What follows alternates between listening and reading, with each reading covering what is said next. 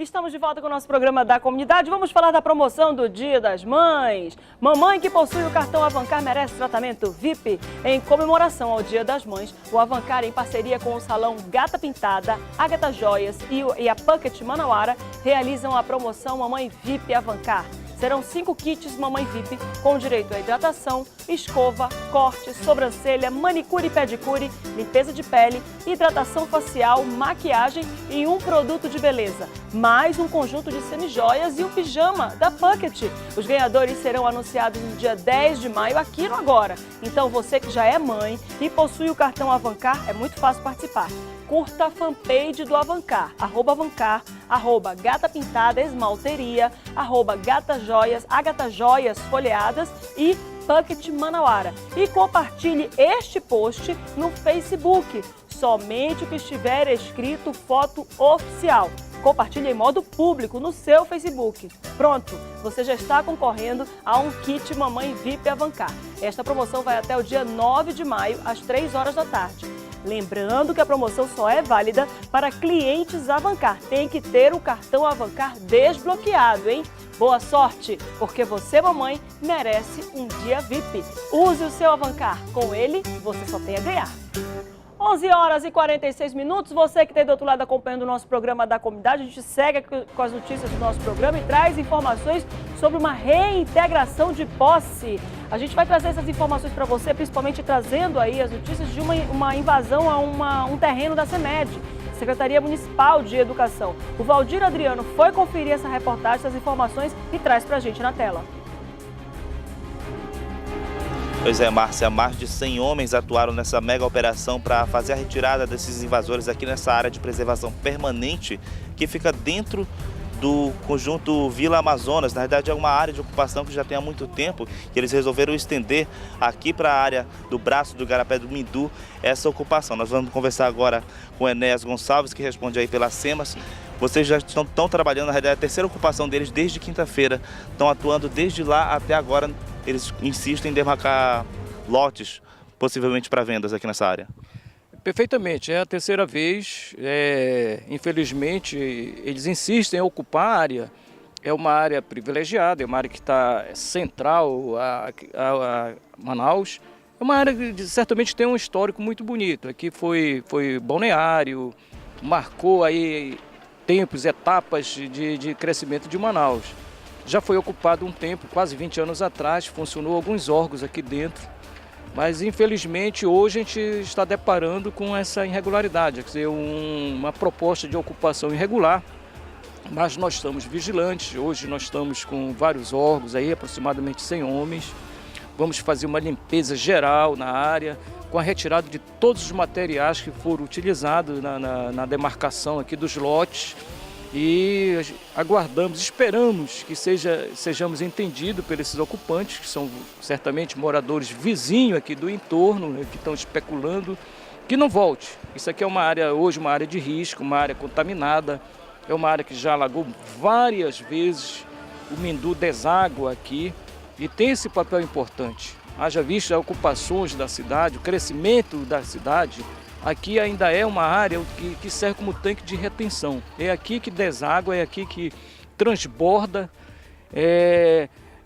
o Mindu.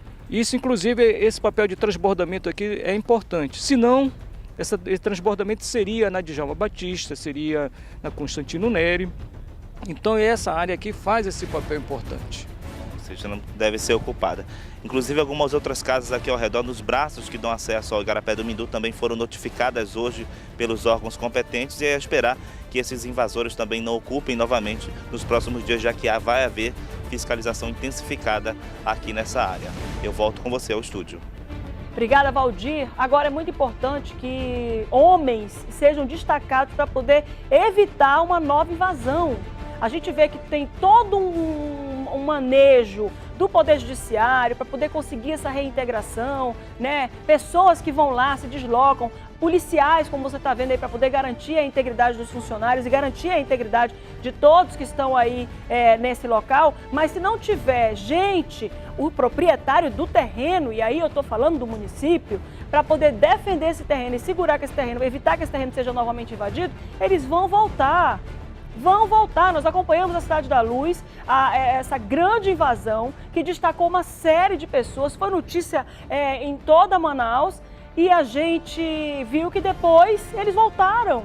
Então a gente precisa ter essa conscientização de que esses terrenos, eles precisam ser defendidos e protegidos da própria população, porque quando, como muito bem disse aí o rapaz da SEMAS, o responsável pelas SEMAS, quando a população invade terreno sem nenhuma infraestrutura, acaba criando uma série de problemas sociais, inclusive de ordem de saúde pública. Então é preciso ter responsabilidade. Às vezes o poder público ele intervém para poder defender a população de si mesma. 11 horas e 50 minutos. A gente vai atualizar você aí sobre as notícias de saúde. A Secretaria Municipal de Saúde informou que subiu para 22 os casos confirmados de sarampo aqui na capital. 260 ainda estão sob investigação. A maioria dos registros é de crianças de 6 meses a menores de 6 anos. Público prioritário nas campanhas de vacinação. A gente tem visto aí que a Secretaria Municipal de Saúde tem acompanhado e colocado postos em shoppings e tudo isso, né? A Zona Norte lidera o número de notificações da doença. Apesar da gente saber que existem dias que a própria Secretaria de Saúde promove, eu estou falando da Secretaria Municipal de Saúde, dias de vacinação, que são aqueles dias que tem todo o envolvimento, inclusive, da área privada. A Fundação de Vigilância em Saúde também fornecendo números, né? E levantando números aí para poder fornecer estatística para providenciar essa vacinação, a gente sabe que as pessoas ainda assim não vão até as unidades básicas de saúde. Então, quero lembrar a todos vocês que as unidades básicas de saúde estão com vacinação o dia todo. Então, se você tem a sua carteirinha ou não tem a carteirinha, leva a carteirinha, se você a tiver, leve-a até a unidade básica de saúde. O agente de saúde vai verificar lá se realmente aquela criança está imunizada ou não. E se você não tiver a carteirinha, por qualquer motivo, se mudou, perdeu a carteirinha, leva assim mesmo que ela vacina de novo.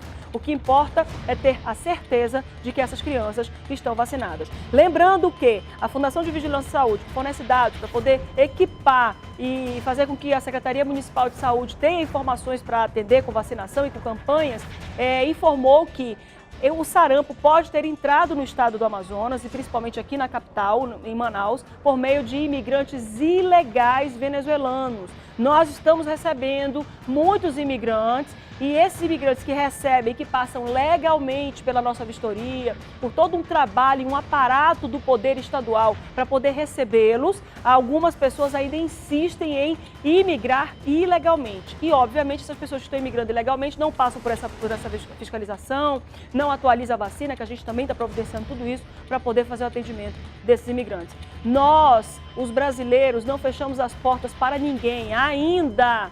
Nós não fechamos as portas para ninguém ainda, mas é preciso ter cuidado e saber ser recebido com hospitalidade e respeitar as regras do país que está recebendo você. Então, os imigrantes precisam também ter essa atenção com o país que está se tornando a casa deles. 11 horas e 53 minutos. Olha só, gente, vamos trazer informações de trânsito. Um médico peruano de 40 anos morreu em um acidente de trânsito na madrugada desta quarta-feira na Avenida Max Teixeira, na zona norte da capital. A vítima chegou a ser socorrida, mas morreu a caminho do hospital. Quem vai trazer os detalhes para você que está aí acompanhando o programa é o Valdir Adriano. Valdir. Pois é, Márcia, esse acidente aconteceu na madrugada desta quarta-feira, aqui na Avenida Max Teixeira, na zona norte de Manaus. Segundo informações de policiais militares da 6ª Companhia Interativa Comunitária, o médico de 40 anos conduzia o veículo no sentido bairro da Avenida Max Teixeira, quando perdeu o controle em alta velocidade e colidiu com um carro coletor de lixo. Em seguida, o veículo dele rodopiou e também bateu em um segundo carro que também vinha no sentido centro da Avenida Max Teixeira.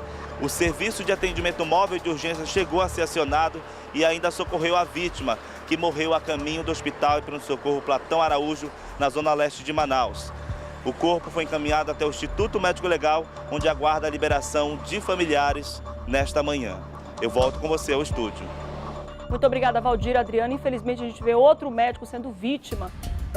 E eu tenho a impressão, vítima dessa correria que o médico vive, né? Nós temos o caso do Dr. Igor Alexandre, que em 2015 também morreu em um acidente de trânsito. O filho dele, de 8 anos, estava no carro e ele justamente nessa correria ali foi tentar fazer ali uma curva naquela passagem de nível ali do aeroporto, naquele retorno que tem ali no aeroporto. O carro dele capotou várias vezes, se eu não me engano era uma L200, ele morreu no acidente, o filho, graças a Deus, conseguiu sair sem lesões graves. Mas a gente vê que a vida do médico é uma correria. Provavelmente o Dr. Christian, esse que você está vendo nas imagens, vinha de um plantão, já estava bem cansado, ele pode ter dormido no volante. Algumas pessoas especularam que tinha bebida dentro do carro. Não, essa informação literalmente foi negada, não tinha nenhum tipo de bebida no veículo, o que pode realmente levar a crer que ele estava cansado ou com sono, né? Infelizmente, a gente vê mais uma tragédia dessa, levando mais um médico nosso aí.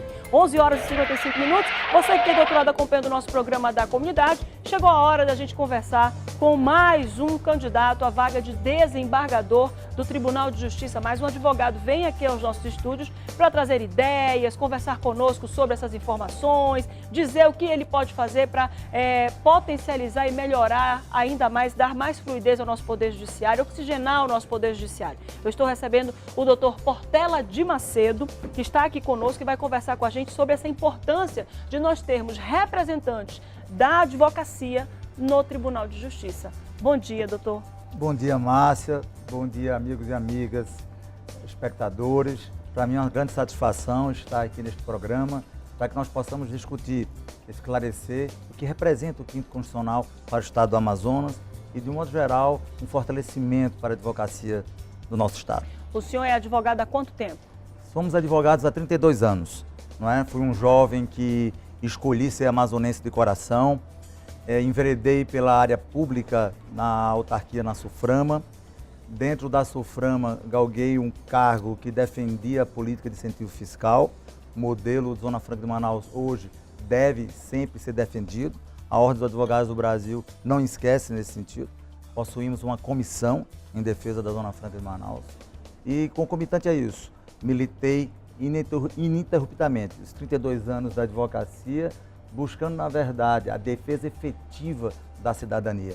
Hoje percebo que o cidadão, a cidadã, sente dificuldade, né, através dos órgãos judiciários e principalmente com relação à própria justiça, para que nós possamos ter uma efetividade, para que possamos ter uma transparência.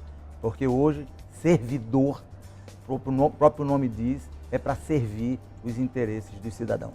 São 11 horas e 57 minutos, muita gente ouviu falar e já entende um pouquinho do que é Poder Judiciário, devido à grande repercussão dos julgamentos envolvendo a classe política. Eu não vou entrar aqui em nenhum tipo de discussão política, mas é importante que nós mencionemos isso, inclusive conversando com o doutor Portela de Macedo e conversando com todos, antes da gente começar a continuar a fazer as perguntas. A gente sempre discute um pouco isso, porque hoje o cidadão, ele já sabe um pouquinho o que é o STF, é como disse aí algumas piadas que saíram na internet, né? A gente pode até não saber quem são os 11 jogadores de futebol, mas os 11 ministros do STF está todo mundo conhecendo aqui em 2018. Então, como é que o senhor, enquanto advogado, com 32 anos de experiência na advocacia, sofrendo os percalços da advocacia, pode colaborar no Tribunal de Justiça? Eu entendo perfeitamente que um advogado não pode esquecer a sua essência.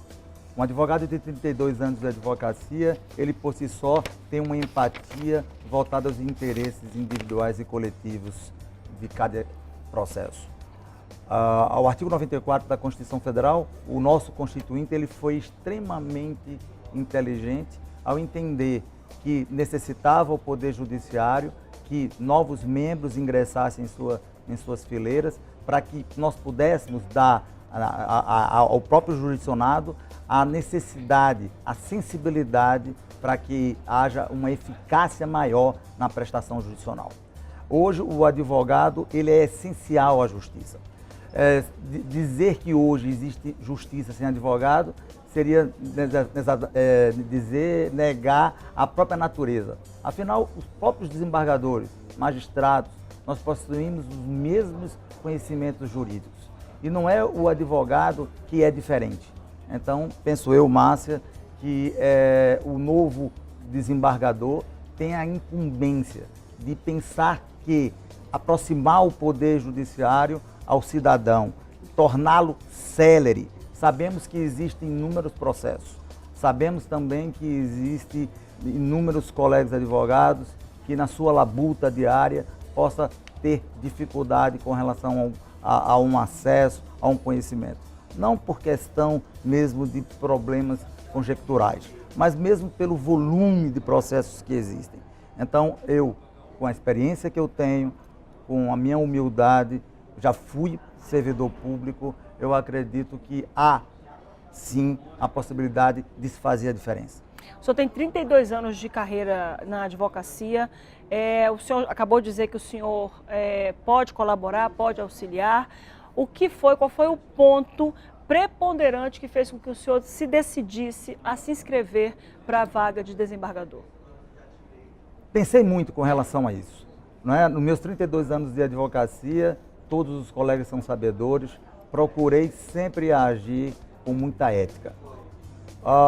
Vivemos hoje um processo democrático dentro da Ordem dos Advogados do Brasil. E não diferente, eu penso que com a minha candidatura é dar um leque maior, uma opção para os jovens advogados que hoje talvez não me conheçam fisicamente, mas talvez pelo nome, mas que somados a outros colegas advogados que emprestam o seu nome a esse processo seletivo. Não é? Eu acredito que com a experiência possa nós, advogados, outros candidatos, somar e fortalecer os advogados que hoje se encontram na carreira jurídica. O senhor falou aí há pouco sobre essa dificuldade de dar esse andamento, de azeitar esse processo para poder dar essa celeridade. O senhor, enquanto desembargador, qual é o primeiro procedimento que o senhor tem em mente para tomar? Qual a primeira providência que o senhor pode tomar para tentar dar mais fluidez a esses processos? Eu acredito que possamos fazer, na verdade, descentralizar o Poder Judiciário.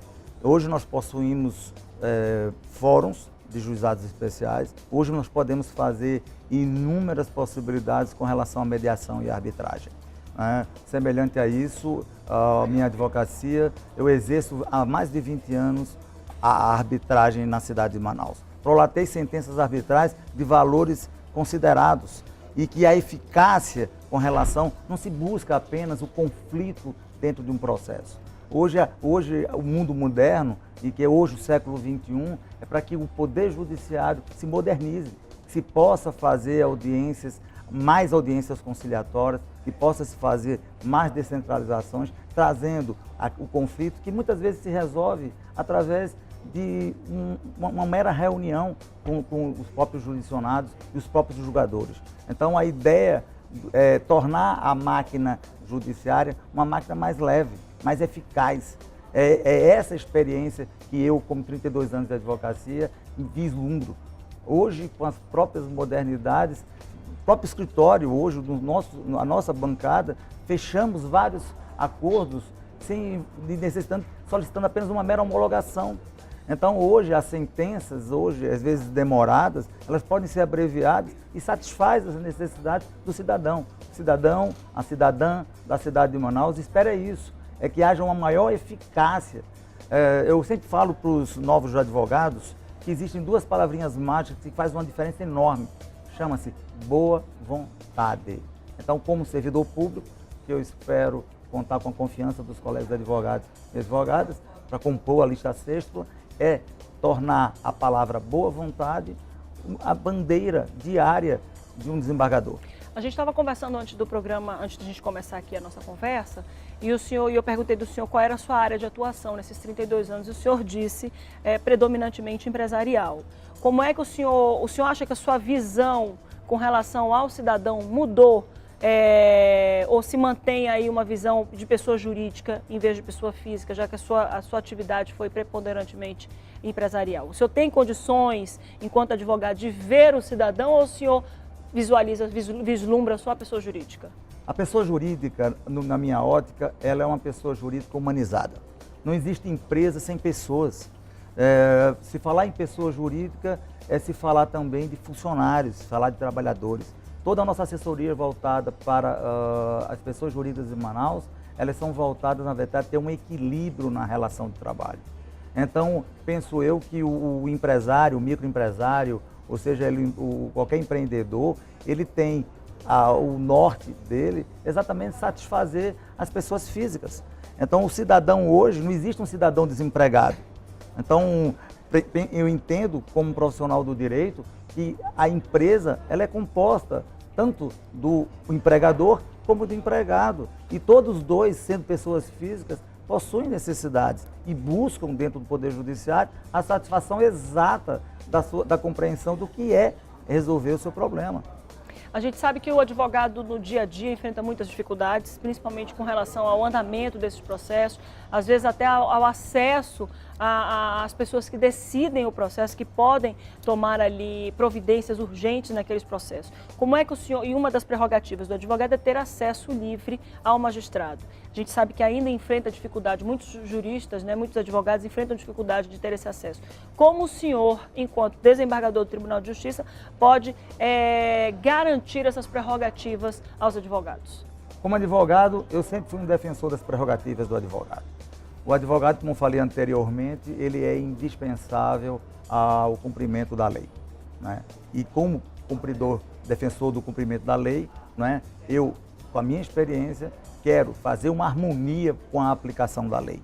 O advogado hoje sente dificuldade porque não tem uma voz ativa, né? Com todo sentido da palavra, é importante dizer que nós temos 2 representantes dignos dentro do nosso egrégio Tribunal de Justiça, né, que são membros da Ordem dos Advogados do Brasil. Então, somado, a ideia é reforçar com esses 2 representantes dignos da Ordem dos Advogados do Brasil e tornar um canal constante com a Ordem dos Advogados do Brasil.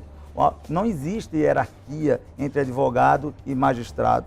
Então, esse sentimento, quero cultivá-lo, quero despertar, e todos que são sabedores, que conhecem Portela no dia a dia, seria uma incoerência um advogado de mais de 32 anos de advogado esquecer que, conscientemente, que ele é o representante da Ordem dos Advogados do Brasil.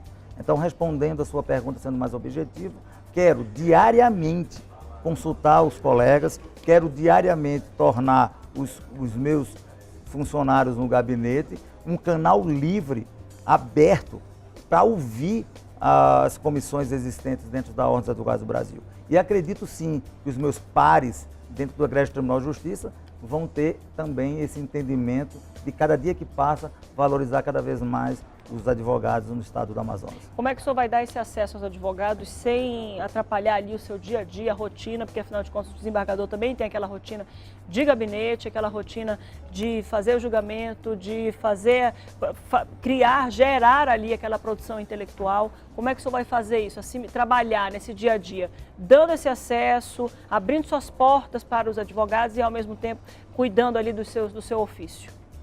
Márcia. Sem que um atrapalhe o outro, né? Veja, hoje na militância, os colegas advogados, cada julgador, na primeira instância, eles têm um tratamento diferenciado. As secretarias desses magistrados, eles são um reflexo do magistrado. Então, se o desembargador ou o julgador, ele próprio instiga os seus funcionários a dar uma preferência, a uma sensibilidade maior, uma eficácia maior para quem os procura, eu não vejo aí diferença nenhuma. Eu, com meus 32 anos de advocacia, eu adentro nas secretarias e vejo diferenças. E as diferenças, elas existem porque existem julgadores que, na verdade, querem e desejam que haja exatamente essa facilidade com relação aos próprios advogados, não só advogados. Eu percebo, por exemplo, a nível de juizados especiais, existe a lei 9.099, ela é específica. O cidadão ele pode, até os 20 salários mínimos, buscar dentro da prestação jurisdicional a sua satisfação sem a busca de um profissional do direito. E mesmo com eles, esses funcionários, eu acredito na natureza humana. Eu acredito que não existe ninguém melhor que ninguém. Eu acredito que possamos fazer a diferença, né? No escritório de advocacia, no meu próprio escritório, do A ao Z, não se faz diferença entre cidadão e cidadã. E é esse espírito que eu quero emprestar e colocar à disposição para o Poder Judiciário. Recebemos hoje aqui no nosso programa da comunidade o do doutor advogado Portela de Macedo. Eu vou pedir que o senhor faça suas últimas considerações para os colegas seus que estão em casa acompanhando o programa. Advogados e advogadas do estado do Amazonas, mais uma vez, eu faço um apelo a todos os colegas que prestigiem o momento democrático que vivenciamos na nossa classe da advocacia. No dia 26 de maio, das 8 às 17, compareça à Unip, exerça o seu direito de voto.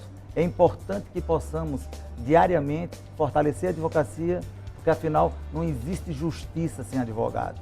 E ao final eu quero congratular todos os candidatos que aqui se fileiraram e virão ao programa, para que possam apresentar os seus programas e que haja uma conscientização e que haja uma reflexão a respeito do que podemos fazer para melhorar a qualidade de vida do cidadão e da cidadã que busca o Poder Judiciário. Muito obrigado. Muito obrigada, doutor Portela, por ter vindo hoje aqui conosco. Você que está aí do outro lado, são 12 horas e 10 minutos. A gente vai para o intervalo ao som dessa música e com fotos no nosso WhatsApp. Você que mandou sua foto, se olha aí.